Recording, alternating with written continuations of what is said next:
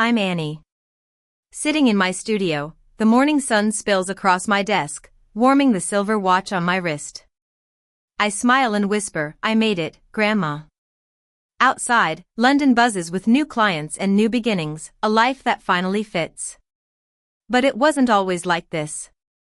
A few months ago, I was halfway through my morning coffee in my London apartment when my lawyer, Mr. Thompson, dropped a bombshell. Silly girl, he said after poring over the papers my sister, Lily, had forged. The condo my grandmother, Nana Rose, left me was gone. Sold, signed, and stolen right out from under me. The proof lay right in front of me on the screen of my laptop. I didn't scream. I didn't even hang up. I just stared out the window as the rain slid down in streaks, as if it knew what I was about to do. Lily thought I'd stay quiet here in London, but she had no idea what silence could do. I used to think living in London protected me from the family drama. My parents, strict and traditional, always compared me to Lily. She was the practical one, the one who followed the rules and made them proud. She stayed in our hometown of Austin, Texas, married a wealthy businessman, and became the perfect daughter everyone in the neighborhood talked about. Meanwhile, I was the dreamer who left to pursue an art career in Europe. But Nana Rose was different. She was the light in our family. Every summer, she'd invite me to her condo overlooking the Colorado River. We'd sit on the balcony, sipping iced tea as she told me stories about her life. Don't let anyone dim your light, Annie, she'd say, squeezing my hand. You're meant to shine bright. That condo wasn't just a place, it was a piece of her, filled with her love and memories. When Nana Rose passed away, she left me the deed, handwritten in her elegant script. It was her way of saying she believed in me. After the funeral, Lily took charge of everything, from the flowers to the paperwork. She looked so composed in her black dress, greeting relatives like a hostess. I thought she was being responsible, but I was wrong. One morning, Mr. Thompson called with the news. The shock hit me like a cold wave. I opened my laptop and scrolled through my photos until I found one of Nana Rose and me on that balcony. Her hand rested on mine, and the sunlight caught the silver watch she always wore. My throat tightened. That condo was more than just walls and keys, it was a symbol of her belief in me. And now, Lily had turned it into cash. The rain outside grew heavier, tapping against the window like a warning. I closed my eyes and whispered, Nana, I'm sorry. I should have protected what you gave me. Just then, my phone buzzed with a new email from Mr. Thompson. The subject line read, Inconsistencies found. My heart skipped a beat. I knew deep down who was behind it. Mr. Thompson's voice crackled over the line. Annie, there's something off about these documents. The notary stamps don't match, and the signature looks rehearsed.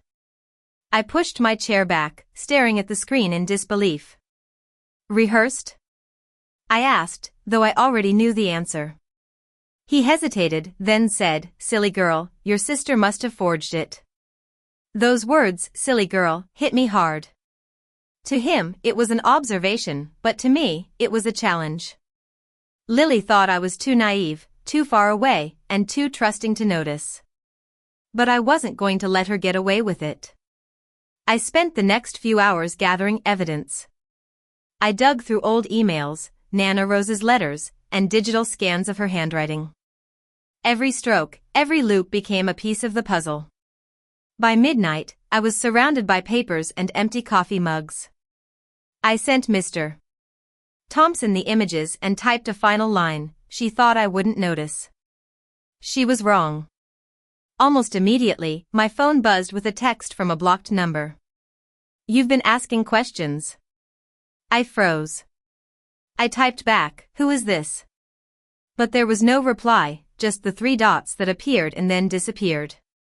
The next morning, my phone rang. It was Lily. Her voice was sugary and loud.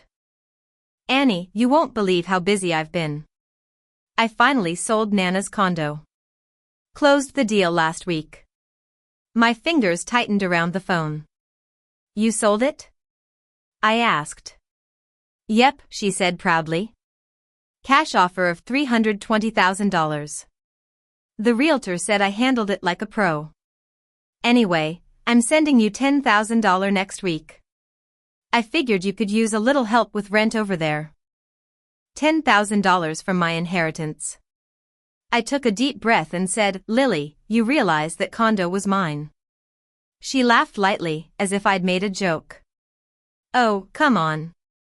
Nana wanted it for both of us. You're off in Europe living your art dream. I handled everything for the family. I said flatly, you forged her signature. Her tone turned cold. Watch it, Annie. You don't know what you're talking about. I took a slow breath and said, actually, I do.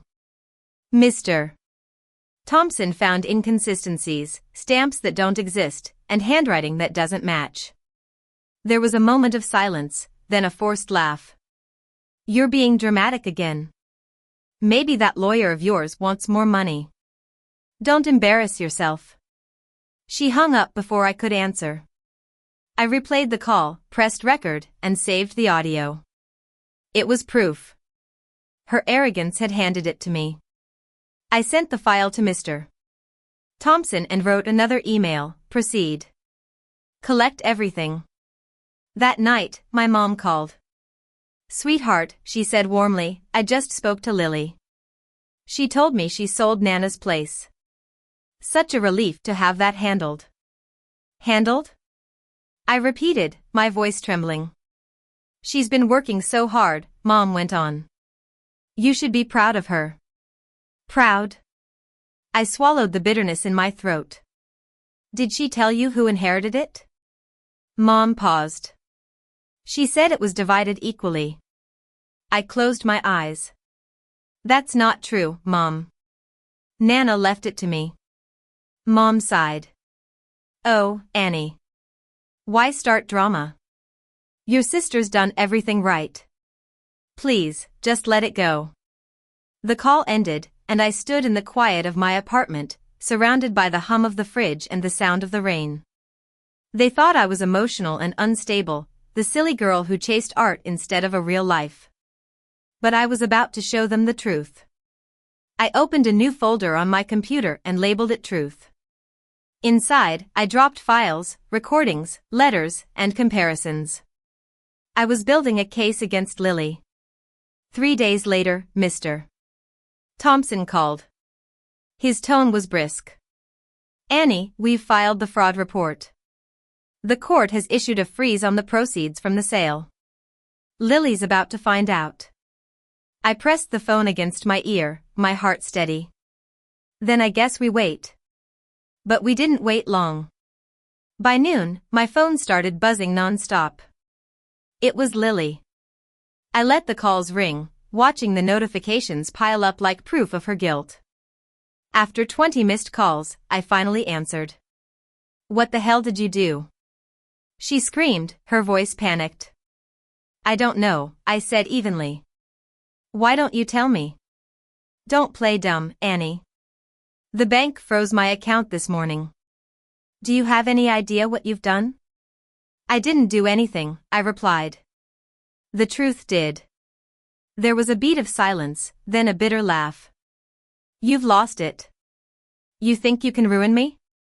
You're delusional. You stole what Nana left me. You forged her name and pocketed the money. Don't act surprised when consequences show up. Her tone cracked. Please. You were never responsible enough to manage that property. I handled it for the family. You should thank me. For stealing from me? For keeping you from embarrassing yourself? I snapped. You live a life of luxury while I'm here working hard for my dreams. You don't deserve that condo. That's when something inside me broke. You know what, Lily? Maybe I didn't grow up the way you wanted me to. But Nana trusted me, and you didn't just steal money. You stole her memory. She hung up, and the silence that followed felt heavier than her words. Minutes later, my phone buzzed again. It was Mom. Annie, what's going on? Lily's in tears. She says you filed a fraud case. Is that true? It's true, I said softly. She forged Nana's documents. Mom snapped, don't be ridiculous. Your sister would never. She's been handling everything responsibly. You know how emotional you get. Mom, this isn't emotion. It's evidence. Mr. Thompson verified the signatures. She admitted it on the phone. I recorded her. Mom was silent for a moment. You recorded your sister? Why would you do that? Because no one ever believes me unless I prove it, I said. Mom sighed, the same sigh that had followed me since childhood. You used to be kind, Annie. I don't know what happened to you. The call ended, and I was left alone with the sound of the rain. 2 nights later, my phone lit up with an unknown number. I almost ignored it until I saw the name, Jake, Lily's husband. I answered cautiously. Jake? Hey, Annie, he said quietly. His voice was tired. I hope I'm not crossing a line, but I think you deserve to know the truth. I didn't know what she'd done. She told me you'd given up your claim. But after everything blew up, I started checking things myself. She forged it, Annie. The will, the notary, everything. She said you wouldn't notice from overseas. I confronted her yesterday. She broke down and said she deserved it more. She spent part of the money on a new house. It's gone. The world went quiet around me. And you're telling me this now because I can't keep lying for her. I'll testify if it goes to court. I took a deep breath. Thank you, Jake. When the call ended, I sat in silence, staring at the rain-streaked glass. A strange calm washed over me. Douglas called the next morning. Jake's cooperating. We've got enough to press forward. The buyers are testifying, too. If we move now, it's airtight. Do it, I said. Hours later, Lily's lawyer reached out. They wanted to settle. She's offering $150,000 if you drop the case and let the sale stand, Mr. Thompson explained. I laughed bitterly. Half the value of what she stole. No. She's desperate, he said. But if we go to trial, her side will claim Nana wasn't of sound mind when she wrote the will. It'll be ugly. I don't care, I said. I'm done keeping peace at my own expense. He paused. You sound just like your grandmother. That comment hit me hard in the best way possible. That night, I couldn't sleep. I opened the last email Nana had ever sent me. Her words glowed on the screen. If I ever leave you something, no, it's not charity. It's a promise. A promise that you'll keep living boldly. The next morning, I told Mr. Thompson, I'll settle, but on my terms. He raised an eyebrow. Which are? 4 things. First, she writes a notarized apology admitting everything. Second, she repays every cent to the buyers from her own account. Third, she sends a letter to our parents explaining what she did.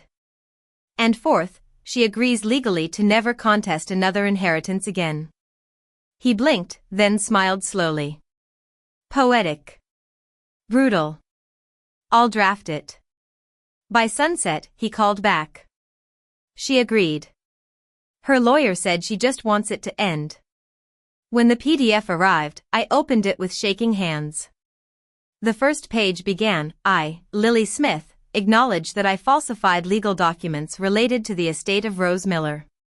Her handwriting looked small and defeated. I read it twice, then forwarded it to Mr. Thompson with a single line, justice served. But victory didn't taste sweet. It tasted heavy, like the air before a storm. Because justice doesn't erase betrayal. It only proves you were right all along. 2 weeks later, Mr. Thompson called again. It's official. The property's back under your name. Funds released. Buyers reimbursed. I walked to the window, looking out at the Thames as the morning sun spilled through the clouds. What will you do now? He asked.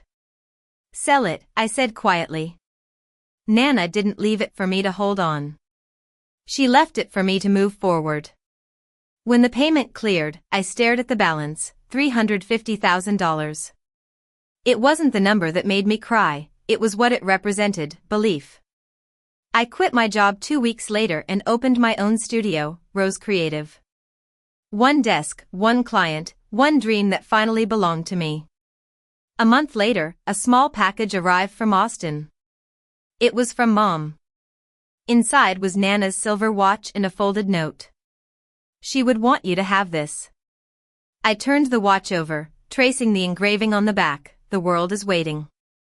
The ticking was faint but steady, like a heartbeat that had traveled across time. Lily moved back near our parents, sold her new house at a loss, and filed for separation. I didn't hate her anymore.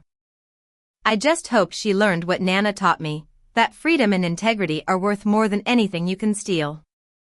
Now, as I sit in my studio, surrounded by my art, I know that I've finally found my place. If you've ever had to fight for what's right, tell me, was it worth it? Hit subscribe and share your story.